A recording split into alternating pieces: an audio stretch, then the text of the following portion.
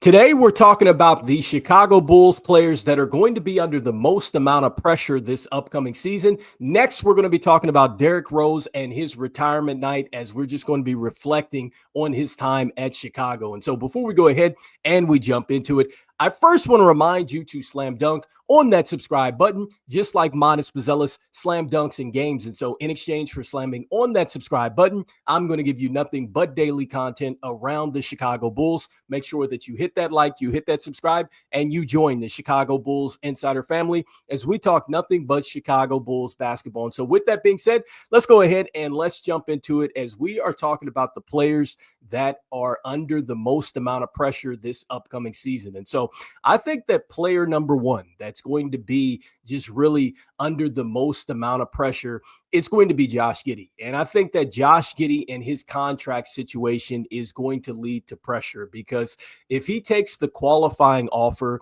then there's going to be the pressure for Josh Giddey to go out there, prove that not only he can lead a team and help the team get to the next step, but he's also going to be going out there trying to play for the bag. And so that is a lot of pressure on Josh Giddey if he takes the qualifying offer. And then if he does get the money that he's looking for with this restricted free agency, then there's going to be the pressure there, because it's going to be the expectations for Josh Giddey to now take that next step as a player and help this team take it to the next level, because that just shows you that the franchise is definitely investing in him for the long term and that they believe in this backcourt led by Josh Giddey. And so I think that Josh Giddey is certainly going to be just under the most pressure either way coming out of his contract situation. And so I think that Josh Giddey is definitely ready for the challenge. I love how he responded at the end of the year. In fact, I loved at the end of the press conference there, or the end of the year press conference, when he said that he was the player that you saw at the end of the year. And so there is no Zach LaVine at this point in time. There's not a whole bunch of trade speculations around this team like it was last summer. And so I think that Josh Giddey comes in a bit more relaxed. He can definitely focus at the task at hand and just not have to worry about the other noise here. And so let's see if Josh Giddey can step it up. But I definitely think that he is the player that is probably under the most amount of pressure this upcoming season. And so the next player that I think is going to be under pressure, it's going to be Coby White. I think that Coby White is the second player that is going to be under the most amount of pressure this year. And I think with him, he's headed towards a big payday. And so I think he's headed towards a big payday because, number one, the Chicago Bulls are going to depend on him a lot this year, just like they're going to depend on Josh Giddey. I think that just when you hear AK talk about both of these players, he really believes in this backcourt. And I think that with this system that Billy Donovan has now switched to, with this up-tempo, getting up the court and getting up shots and things like that, it really favors this situation with Josh Giddey and Coby White. And so with Coby White, he's going to be dependent on a lot. There is no Zach LaVine. And so I think that those moments that Zach LaVine would have had as a scorer and just really, okay, we're looking for somebody outside of Vooch to get it done, I think that Coby White is going to have to be that guy. This is a player that I think that has shown us that he can score at all three levels. Can he put it together 4 consecutive months now? Can he be a guy that is the Eastern Conference Player of the Month several times? Can he put his name in the hat for a potential All-Star bid? Because now, you're looking at the Eastern Conference where there's not going to be Halliburton. There's not going to be Dame out there. And so I think it's wide open, for our backcourt if they're going to play this well. And so I think that with Coby White, the pressure is there to go out and prove that, look, he deserves to get the bag.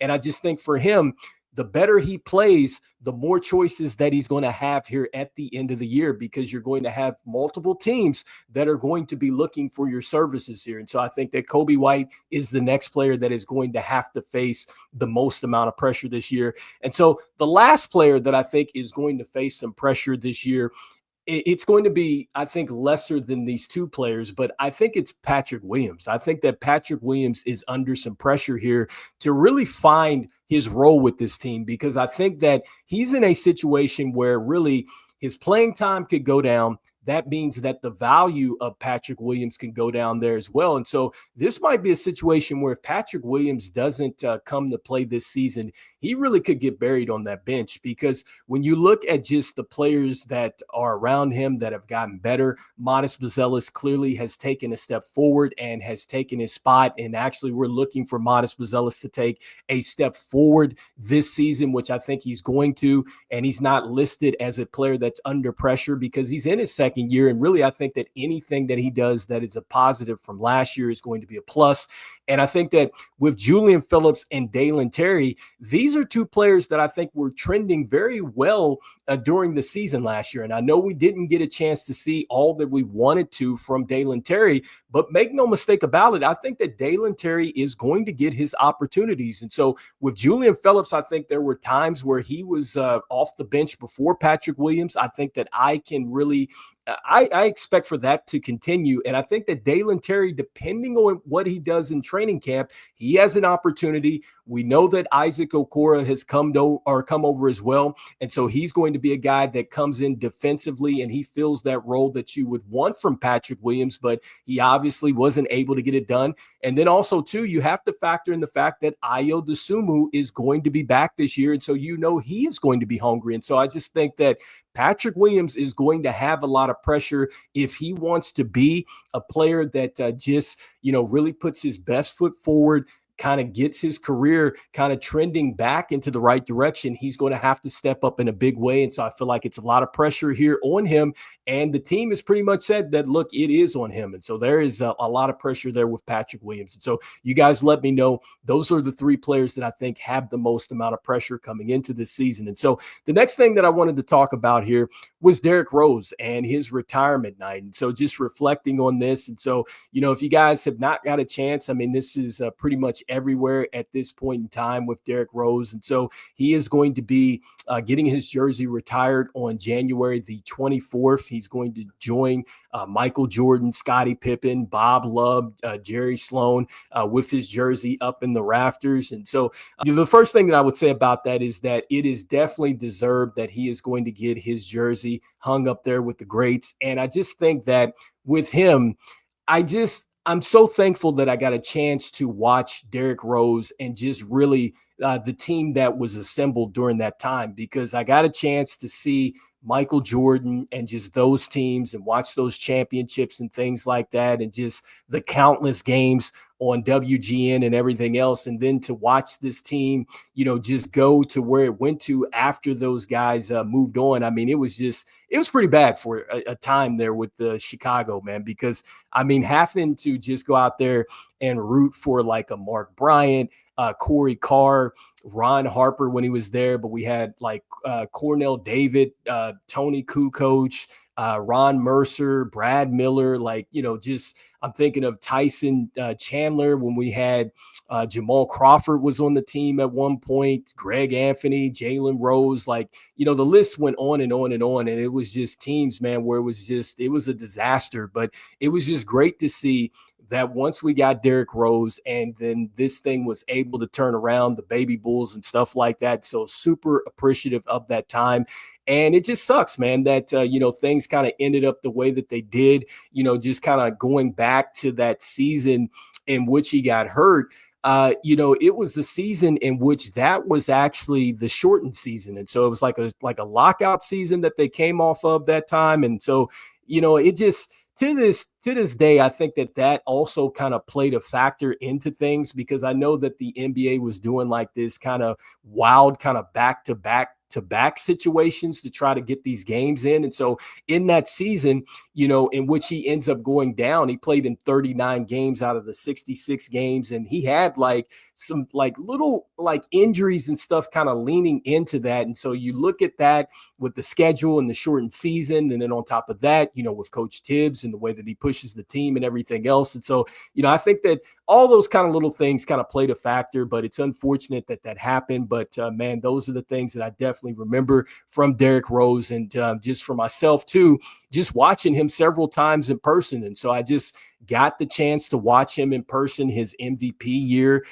So that was great to see just how great of a player he was in person and not just watching him on television. And so I'll always remember that. And even the time afterwards, getting a chance to watch him, towards the end, before they went ahead and just kind of shipped everybody off and stuff like that. Actually, the last time that we actually had some real success with this team with Jimmy Butler and everybody on the team. And so, getting a chance to watch that. But yeah, Derrick Rose, he's going to be getting his jersey retired here on the 24th of January.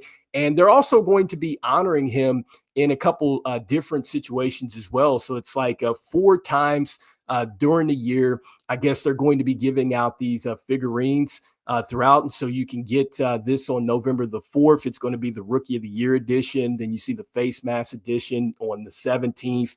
Then you have the 19th, the green jersey, Derrick Rose. And then you have the MVP season on February the 22nd. So they're going to be honoring him really throughout the season. But January the 24th is going to be when he's going to get his jersey hung up there. And so anyway, you guys let me know in the comments what you guys are thinking, like, as far as reflections and everything else with the Derrick Rose, the Chicago Bulls. You guys let me know what you guys are thinking there. And then also, too, let me know what you are thinking about as far as these players that, could be under the most amount of pressure for the Chicago Bulls. I said it's Josh Giddey. I say it's Coby White and Patrick Williams. Do you feel like that it is another player that should be listed into this particular situation? And so I know that the front office is definitely under pressure, but we're just talking about just players. You guys let me know if there's other players that you think are under the most amount of pressure here. And so look, as we always say, go Bulls, and I will see you guys on the next one. All right,